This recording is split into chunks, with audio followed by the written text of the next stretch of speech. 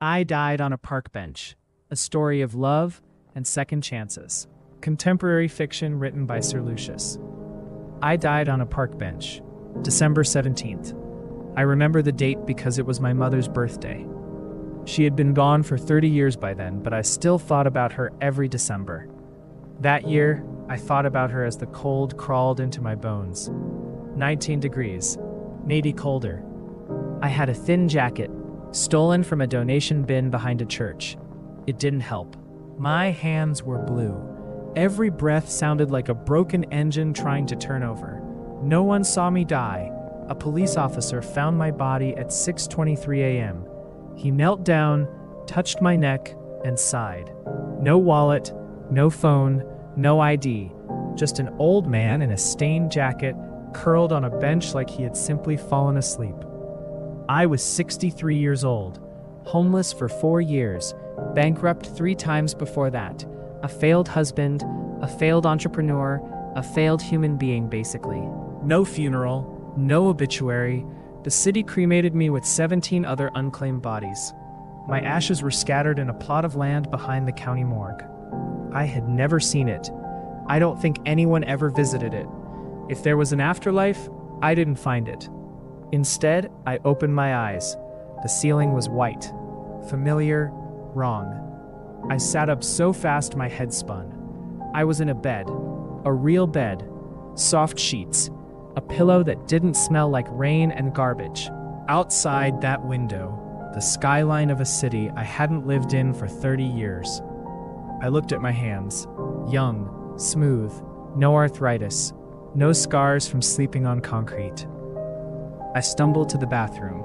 The mirror showed me a face I barely recognized. 25 years old. I gripped the sink. My heart pounded. And then slowly, the memories organized themselves. I remembered dying, the park bench, the cold, the darkness. I also remembered everything else. Every failure, every mistake, every wrong turn. The businesses I had started and lost. The partners who had betrayed me. The investor who had pulled out at the worst possible moment. And I remembered Chloe. Chloe with the brown eyes and the crooked smile. Chloe who believed in me when no one else did. Chloe who worked 2 jobs so I could stay home and code. Chloe who held my hand through 3 bankruptcies and never once complained. Chloe who left me after 15 years because I had stopped noticing her. Because I worked 100 hours a week. Because I came home night after night, kissed her forehead like she was furniture, and collapsed into bed without saying a single real word. She left on a Tuesday. I didn't even try to stop her. I looked at my reflection. I knew what day it was. I knew because I remembered this morning. This exact morning. December 17th. The day I died in my first life was the same day I woke up in my second. December 17th. The universe has a sick sense of humor. But this December 17th was different. This was the day I was supposed to incorporate my first business. In my past life, I rushed into it. I signed papers without reading them. I trusted a partner named Derek Reese, smooth talker, expensive watch, empty eyes. Derek stole the company from under me within 18 months. I spent the next 10 years trying to recover. Not this time. I walked to the desk in the corner of my small apartment. A calendar hung on the wall. December 17th, 2015. I had 38 years of future knowledge in my head. I knew which industries would boom, which stocks would soar, which technologies would change the world. Crypto, AI, remote work, delivery apps, everything that was coming. But more importantly, I knew who to trust and who to run from. I picked up my phone. Derek had texted me. Ready to sign today? This is our moment, brother. I smiled. I typed back, meeting's off. I'm going solo. My first antagonist appeared 3 days later. Her name was Patricia Voss. She was the landlord of a small office space I wanted to rent. In my past life, Patricia charged me double the market rate. I was too young and too eager to negotiate. I signed the lease without reading the fine print. There was a clause that let her raise the rent 15% every year. By year 3, I couldn't afford the space anymore. I lost my first office, my first employees, my first shred of dignity. Not this time. I walked into Patricia's office wearing a simple button-down shirt. I was 25, but I had the calm confidence of a 63-year-old who had already died once. Patricia sat behind her desk, 55. Sharp eyes, sharper nails. She looked at me like I was a meal she was about to eat. "Mr. Cole," she said, "I have the lease ready. Standard terms, $2,000 a month, plus utilities, plus..." "I'll pay $1,800, I said. "Fixed for 3 years. No escalation clause." She blinked. "Excuse me?" "The building has a vacant unit on the second floor that's been empty for 7 months. You're losing money on it every day. I'm offering you a guaranteed tenant for 3 years. $1,800, fixed, no escalation. You sign today, I move in tomorrow." Her mouth opened, closed, opened again. She wasn't used to being negotiated with, especially not by 25-year-olds in button-down shirts. $1,900, she said, "and I keep the escalation clause at 8%. $1,800, no escalation, and I'll refer other small businesses to you when they ask where my office is." Patricia stared at me for a long moment. Then she laughed, not a warm laugh, the laugh of a woman who had just realized she was playing chess with someone who already knew her next 5 moves. "Fine," she said. $1,800, no escalation, but I want a personal guarantee. You'll get a bank guarantee instead. I have the letter right here. I pulled it from my folder. She read it. Her expression shifted from predatory to grudgingly impressed. "Where did a kid like you learn to negotiate like this?" I smiled. I had a lot of time to think about my mistakes. I signed the lease. I walked out with the keys. Patricia Voss wasn't a villain. She was just a businesswoman who took advantage of young people who didn't know better. In my past life, she had been a major obstacle. In this life, she was a minor inconvenience. I already forgot her name by the time I reached my new office. My idea was simple. In my past life, I tried to build a social media platform. Too competitive, too many players.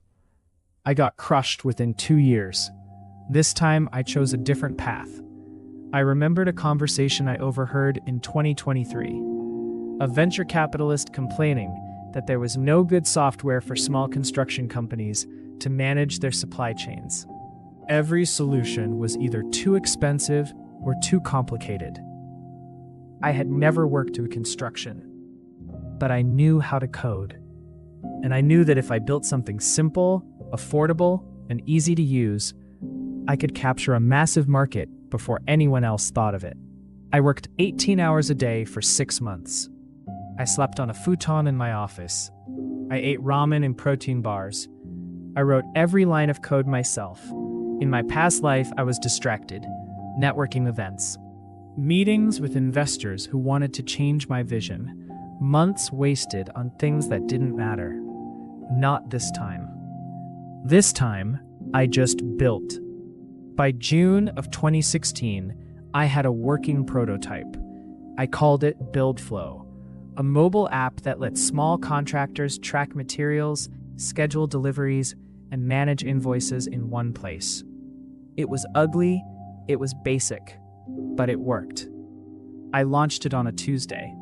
No press release, no launch party, no venture capital funding.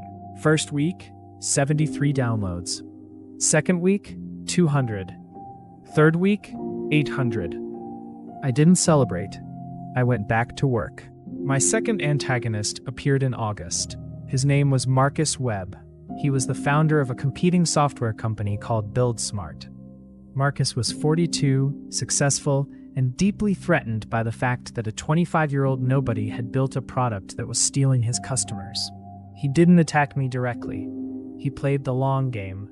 First, he copied BuildFlow's best features. Then, he lowered his prices. Then he started whispering to potential investors that my product was unstable and that I was difficult to work with. I heard the whispers. In my past life, I would have panicked. I would have rushed to defend myself. I would have wasted energy on a war of words. This time, I did something else. I called him. "I know what you're doing," I said, "and I'm not going to fight you." Silence. Then what are you going to do?" "I'm going to build a better product. And in 3 years, when Build Smart is out of business, I'll offer you a job." He laughed. "You're delusional." "Maybe, but I've seen how this ends. I've seen all of it." I hung up. Marcus Webb wasn't a villain. He was just a man protecting his business. In my past life, he had been a major obstacle, someone I obsessed over, fought against, and eventually lost to. In this life, I ignored him. I focused on my customers. I released updates every 2 weeks. I answered support emails personally. I built a product so good that his whispers didn't matter. By the end of the year, BuildFlow had 50,000 users. By the end of the second year, 500,000. Marcus's company filed for bankruptcy in 2018. I sent him an email offering him a senior position. He never responded. I found Chloe on a rainy Tuesday in March. I knew exactly where she would be. In my past life, we met at a coffee shop near the university. I was reading a book about startup culture. She spilled her latte on my shoes. I laughed. She apologized 17 times. We talked for 3 hours. That was the old timeline. This time, I walked into the same coffee shop at the same time on the same rainy Tuesday. I ordered black coffee. I sat at the same table. I opened the same book, not because I wanted to read it, but because I wanted her to recognize me. And then she walked in. Chloe, 23, brown eyes, crooked smile, wet hair from the rain. She ordered a chai latte, turned around, tripped over a backpack on the floor, and spilled the entire drink onto my shoes. "Oh my God," she said. "I am so sorry. I am so sorry. I'm the clumsiest person alive. I should just, here, let me." She grabbed a handful of napkins and knelt down to wipe my shoes. I looked at her. My heart ached in a way I hadn't felt in decades. I remembered the last time I saw her in my past life. Standing in the doorway of our apartment. Tears on her face. "I can't do this anymore, Connor. You're not even here. You haven't been here for years." I let her go. I let her walk out. I spent the rest of my life regretting it. Not this time. "It's okay," I said gently. "They're just shoes." She looked up at me. Her cheeks were flushed. "They're really nice shoes. And now they smell like chai." "I like chai." She laughed. The same laugh I fell in love with 40 years ago.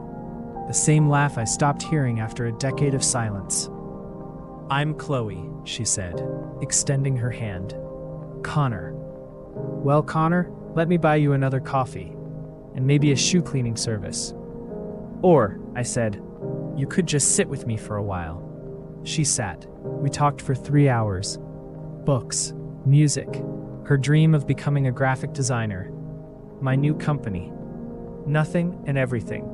When she finally stood up to leave, I felt panic rise in my chest. In my past life, I let her go without saying what I felt. Too scared, too proud, too busy thinking about my business. "Chloe." She turned around. "I don't know you yet," I said, "but I know I want to. I've made a lot of mistakes. I've lost things I shouldn't have lost, but I'm not going to lose you. Not this time." She tilted her head, confused but smiling. "That's intense for a first conversation," she said. "I know, but kind of sweet." She wrote her phone number on a napkin. She handed it to me. Her fingers brushed against mine. "Don't make it weird," she said. "Just text me." She walked out into the rain.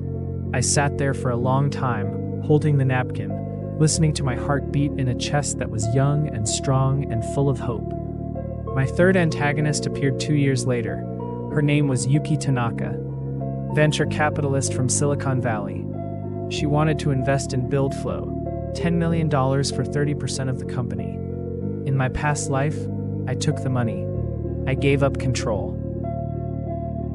I watched as investors pushed me aside and turned my company into something I didn't recognize. This time I said no. 10 million is generous, I said, but I don't need it. BuildFlow is profitable. We're growing organically. I'm not giving up equity. Yuki leaned back in her chair. Sharp. Smart. Not used to being refused. Every founder says that until they need cash. You'll come back to me. No, I won't. Why are you so sure? I thought about the park bench, the cold, the darkness, the feeling of being forgotten by the entire world. Because I've already lost everything once, and I learned that the things that matter aren't the things you can buy with $10 million. She stared at me for a long moment. Then she nodded slowly. You're different. I can't figure you out, but I respect it. She left. She never called again. Yuki Tanaka wasn't a villain. She was just a woman doing her job. In my past life, she was a symbol of everything I wanted. Money, success, validation. In this life, she was just another person I politely declined. By 2022, BuildFlow was the industry standard. 40% of small construction companies in North America used my platform. I had 200 employees. I was worth $300 million. But I didn't work 18-hour days anymore. I came home at 6 o'clock every evening. I cooked dinner with Chloe. I walked our dog in the park. I listened to her talk about her day, her design projects, her dreams. I didn't take her for granted. Not for one single day. In 2024, I proposed. Not with a grand gesture, not with a diamond the size of my fist. Just a simple ring and a quiet question on a Tuesday night while we were washing dishes. Chloe, I know I'm not perfect, but I promise to come home every night. I promise to see you. I promise to never let you feel alone. Will you marry me? We got married on a beach in Greece, the same beach where I had imagined dying in my past life. Instead, I stood at the altar, watching Chloe walk toward me in a white dress, and I thought about the park bench. The cold, the body no one claimed. I had come so far. I died at 92 years old, a hospital bed, but not a lonely one. Chloe sat beside me, her hand in mine, her hair silver now, her face lined with age. Our children were there, our grandchildren. A great-grandchild slept in a bassinet in the corner. BuildFlow had been sold years ago. The money funded scholarships, libraries, and a foundation that taught business skills to young people from poor neighborhoods. My name was on buildings now. But that wasn't what mattered. What mattered was that I wasn't alone. I love you, Chloe whispered. I've always loved you. I smiled. My hand felt heavy in hers. My eyes felt tired. I know. I'm sorry I didn't say it enough. You said it every day. For 67 years, you said it every single day. I had, because I remembered the first life, the one where I said nothing, the one where I let her walk away, the one where I died on a park bench with no one to hold my hand. Then Chloe squeezed my hand, harder than before. Connor, she said. Her voice was different, not soft anymore, intentional. I need to tell you something before you go. I opened my eyes. I looked at her. She was crying, but not the way she had cried at our children's weddings, not the way she had cried when our dog died. This was different. This was heavier. I know, she said. I frowned. Know what? She took a breath. Then she looked directly into my eyes, the same brown eyes I had fallen in love with on a rainy Tuesday 67 years ago, and she said, I know you lived before. The room went silent. The machines beeped. My heart, old and tired, skipped. What? The coffee shop, she said. The day we met. You were reading a book. You already knew my name. You already knew I would spill my latte. You already knew everything. I couldn't speak. Chloe kept going. Her voice was steady, but tears streamed down her face. You looked at me like you had been waiting for me your whole life. But it wasn't your whole life, was it? It was another life, a life where I left you, a life where you died alone. I felt something crack inside my chest, not my heart, something deeper, something older. How long have you known? I whispered. She smiled, a sad smile, the kind of smile that carries decades of weight. Since the beginning. The way you negotiated with Patricia, the way you blocked Derek before he could hurt you, the way you built build flow without a single mistake. You weren't a young genius, Connor. You were an old man who had already made every mistake once. I stared at her. But the moment I knew for sure, she said, was our wedding day. On the beach in Greece, you looked at me and you said, I'm not going to lose you this time. You said this time, not ever, this time. I remembered saying that. I remembered the words leaving my mouth. I had never noticed the slip. Chloe leaned closer. Her forehead touched mine. I didn't say anything because I didn't want you to feel alone, she said. You carried the weight of an entire past life by yourself. You carried the memory of dying on a park bench with no one there. I wasn't going to add to that weight. I was just going to love you as hard as I could, for as long as I could. My hand trembled in hers. 67 years, I said. My voice broke. You knew for 67 years and you never said a word. I didn't need to. You were finally happy. You were finally present. You came home every night at 6 o'clock. You looked at me like I was the only woman in the world. Why would I ruin that? Because I lied to you, I said, every day, by not telling you. Chloe shook her head. By not telling you, and I protected you. That's what love is, Connor.